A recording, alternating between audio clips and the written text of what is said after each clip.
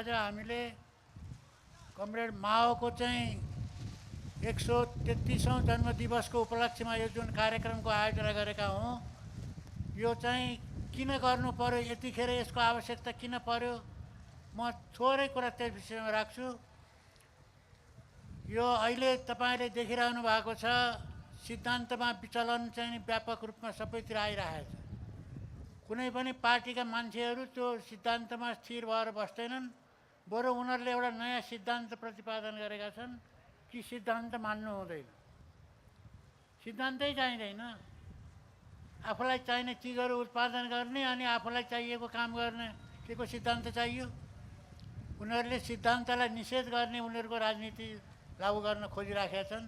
त्यसले गर्दाखेरि अब सबै क्षेत्रमा चाहिँ सिद्धान्तको चाहिँ विचलन, त्यसप्रति चाहिँ एक प्रकारले चाहिँ सिद्धान्तलाई चाहिँ कमजोर बनाउने काम गरिरहेका छन्। त्यसै गरी नेपालमा पनि त्यो कुरा भइरहेको छ।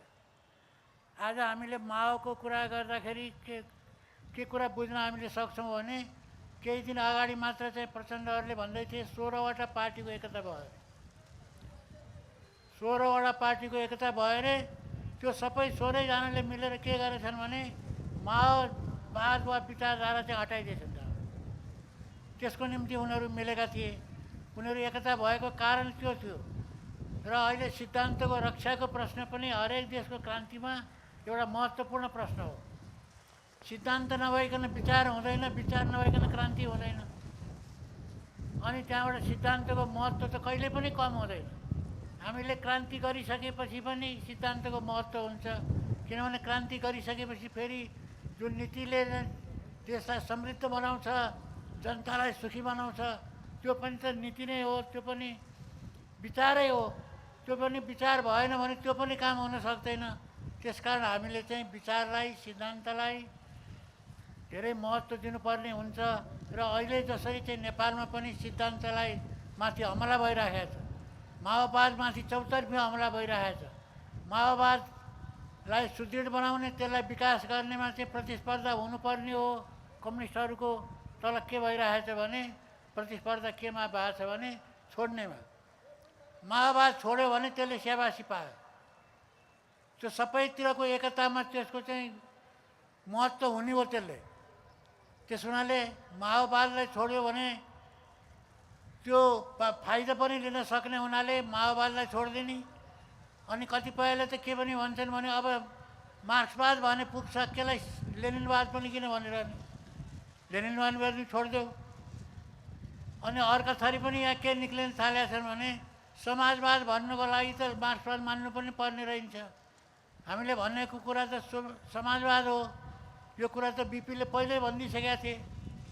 त्यस हुनाले चाहिँ हामीलाई किन त्यो त्यसको निम्ति मार्क्सवाद चाहियो भनेपछि यो मार्क्सवाद, लेनिनवाद, माओवादमाथिको एउटा ठुलो हमला हो। यो हमलामा हामी तमासे बनेर बस्न सक्दैनौँ। सिद्धान्तको विचारको रक्षा नगरे यो संसारमा प्रगति हुँदैन, क्रान्ति हुने सम्भावना पनि हुँदैन। त्यसकारण यो सिद्धान्तलाई, विचारलाई बचाउनको निम्ति हामीले वैचारिक क्षेत्रमा ठुलो लडाइँ लड्नु परेको छ। र अहिलेको यो हाम्रो सङ्घर्ष त्यो कुराको लागि पनि हो। त्यसकारण चाहिँ एउटा यो विषय हो। अब माओको महत्त्व त्यहीँनिर छ। जब चाहिँ संसार विश्वमा चाहिँ क्रान्ति चाहिँ अब टाढा हुँदै गयो, तुरन्त क्रान्ति नभइसकेपछि त्यहाँ धैर्यता चाहियो, लामो समयसम्म तयारी गर्नु पर्यो। त्यो तयारी गर्ने मनस्थिति छैन, त्यो विचारहरू छैनन् भने त्यो हामीले सहारा केको लिनुपर्छ भने माओको सहारा लिनु पर्यो। यस्तो बेलामा माओले चिनमा के गर्नुभएको थियो, विश्व कम्युनिस्ट आन्दोलनलाई उहाँहरूले के सल्लाह दिनुभएको थियो। त्यसो हुनाले हामीले त्यो विचारलाई ठिकसँगले नपक्रिकन यो विचारको रक्षा गर्न सकिँदैन। विचारको रक्षा नगरिकन क्रान्ति पनि गर्न सकिँदैन। क्रान्ति गरियो भने नि त्यो क्रान्तिलाई जोगाउन सकिँदैन। त्यसो हुनाले माओको दिवस मनाउनु चाहिँ यस कारणले आवश्यक भएको हो। अरू म विस्तृत कुरा जान्न, किनभने समय पनि छैन।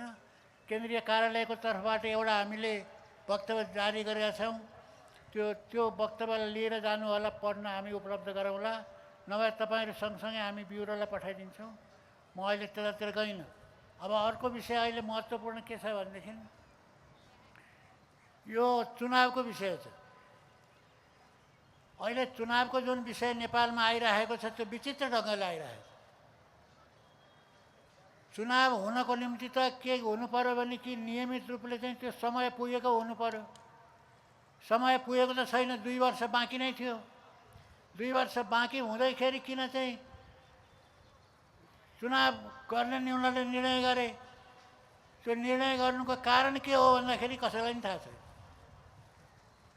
के हो त कारण भन्दाखेरि अब त्यहाँ पत्रकारहरूले उसलाई सोद्धाखेरि, सुशीला कार्कीलाई सोद्धा के भन्छन् भने यो आवश्यकता हो, यो आवश्यकता भावनाले गरेको हो। जसलाई पनि आवश्यकता भनेर गरिदिए त अर्कै कुरा हो।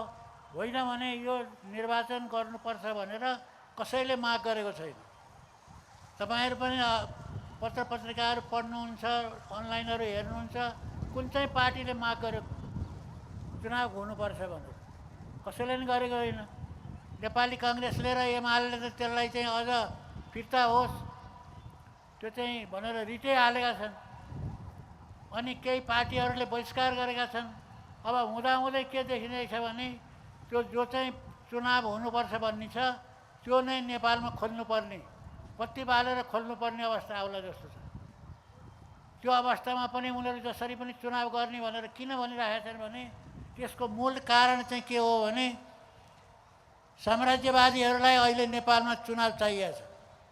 किन चुनाव चाहियो भनेदेखि यतिखेर उनीहरूले भनेको सरकार चाहिँ चुनाव नहोइकन बन्नेवाला छैन। त्यो चाहिँ सामान्य तरिकाले त सुशीला कार्की त उनी प्रधानमन्त्री भएकी त होइनन्, किनभने यो संविधानले दिँदैन त्यो प्रधानमन्त्री त्यसरी। सांसदै नभएको मान्छे कहीँ प्रधानमन्त्री हुन्छ?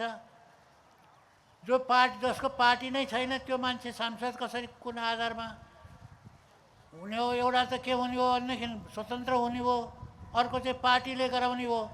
अब पार्टी नै नभएको मान्छे, त्यही पनि अहिले के छ भनेदेखि उनको चाहिँ सदस्यता त छैन। अहिले उनी सांसद पनि छैनन्। सांसद नभएको मान्छे कसरी प्रधानमन्त्री भयो भन्दा त्यो चाहिँ साम्राज्यवादको दबाबले, साम्राज्यवादले चाहिँ विश्वासित गरेको मान्छेलाई उनीहरूले चाहिँ सरकारमा ल्याएर त्यहाँबाट चुनाव गराउँछन्। त्यो चुनाव किन गराउँछन् भने त्यो एउटा छाप त लगाउनु पर्यो, वैधानिकता हासिल गर्नको निम्ति एउटा कठपुतलीलाई ल्याएर राख्नको निम्ति चुनाव भइरहेको छ। यो जनताको लागि, राष्ट्रको लागि चुनाव भइरहेको छैन। त्यस कारण यो चुनावलाई हामीले बहिष्कार गर्नुपर्छ। के कारणले गर्नुपर्छ भने हामीले इतिहासमा पनि के देख्यौँ भने नेपालमा जब चाहिँ चुनाव बहिष्कार हुन्छ, जोडदार रूपले बहिष्कार हुन्छ, आम जनताले त्यसलाई चाहिँ समर्थन गरेर जान्छ, त्यो बेलामा चाहिँ के हुन्छ भने त्यो व्यवस्थाको आयु छुट्टिन्छ। म तपाईँहरूलाई एउटा उदाहरण दिउँ। पञ्चायत कालमा चाहिँ रोल्पामा चुनाव भयो, छबाङ भन्ने चाहिँ बुथमा चाहिँ 1 भोट पनि खसेन, भोटै खसेन। त्यसकारण अहिले चाहिँ जुन चुनाव गर्ने भनेर चाहिँ अहिलेका शासकहरू भनिराखेका छन्, म उनीहरूलाई के सम्झाउन चाहन्छु भने एकपल्ट रोल्पाको इतिहास सम्झ भनेर म भन्न चाहन्छु। खोइ त रोल्पामा 1 भोट पनि खसेन। त्यो रोल्पा त्यो दिनदेखि चाहिँ त्यो चाहिँ व्यवस्थाको पञ्चायतको सातो पुत्लो उड्यो। जनताले मानेका रहन्छन् यो व्यवस्था भन्ने कुरा चाहिँ राम्रोसँग पुष्टि भयो। यहीँ पनि ज्ञानेन्द्रको पालामा फेरि पछि गएर के भयो त भने ज्ञानेन्द्रले पछि छोडौँ भन्ने बेलामा के गर्यो भने उसले स्थानीय निर्वाचनको घोषणा गरेको थियो। स्थानीय निर्वाचनको घोषणा गर्दाखेरि त्यो चाहिँ कस्तो जस्तो भयो भने त्यो त चुनाव बहिष्कार गर्यो भनेदेखि बहिष्कार भयो भने राज संस्था फालिने, त्यो चुनाव भयो भने ऊ चाहिँ रहने जस्तो पो भयो त्यहाँ। अनि धेरै ठाउँमा के भयो भने स्थानीय रूपमा चाहिँ निर्वाचनमा लड्ने मान्छे पनि पाएन। अनि त्यो व्यवस्था धराशायी भयो। हुँदै हुँदै गएर ज्ञानेन्द्रले चाहिँ सत्ता नै छोड्नु पर्यो। त्यसै कारण यो के हो भने यो चुनाव सामान्य ढङ्गले भइरहेको छैन। यो किन भइरहेछ भने साम्राज्यवादीहरूको स्वार्थ पुरा गराउनको निम्ति यो एउटा षड्यन्त्रको रूपमा चाहिँ यो चुनाव भइरहेको हुनाले यो चुनाव सामान्य ढङ्गले चुनावमा भाग लिए पनि के हुन्छ, बहिष्कार गरे पनि के हुन्छ, एक थोक गर्नु त हो नि भनेर लिने कुरा होइन यो। त्यसकारण यसले के गर्छ भने हाम्रो क्रान्तिको कोर्सलाई पनि एउटा निर्धारण गर्छ। हाम्रो क्रान्तिको कोर्स तयार हुन्छ। क्रान्तिको तयारी गर्नको निम्ति हामीले यो चुनाव बहिष्कारलाई लिने हो। अब आम जनताले नै बहिष्कार गरिदियो भने सरकार के हुन्छ? उसले आत्मसमर्पण गर्छ। यो व्यवस्थाको स्थायित्व हुँदैन। यो व्यवस्था असफल भयो भन्ने कुरा बारम्बार पुष्टि भएको छ। दर्जनौँ पटक पुष्टि भइसकेको छ। तर उनीहरू त्यो मान्न तयार छैनन्। तर चुनावमा सबै ठाउँमा उनीहरू जनताले तिरस्कार गरिदियो भने त्यो त मान्नै पर्यो। उनीहरूले त नमानिकन सुख पाउँदैनन्। त्यसकारण पनि यो चुनाव चाहिँ बहिष्कार गर्नु जरुरी छ र आउने चुनावलाई बहिष्कार गर्नुको निम्ति यो आजको जुन कार्यक्रम हो यो हाम्रो लागि यो एउटा ठुलो उदाहरण हो। हामीले यसरी यो कार्यक्रम गर्ने सोच पहिलेदेखि नै राखेका थियौँ।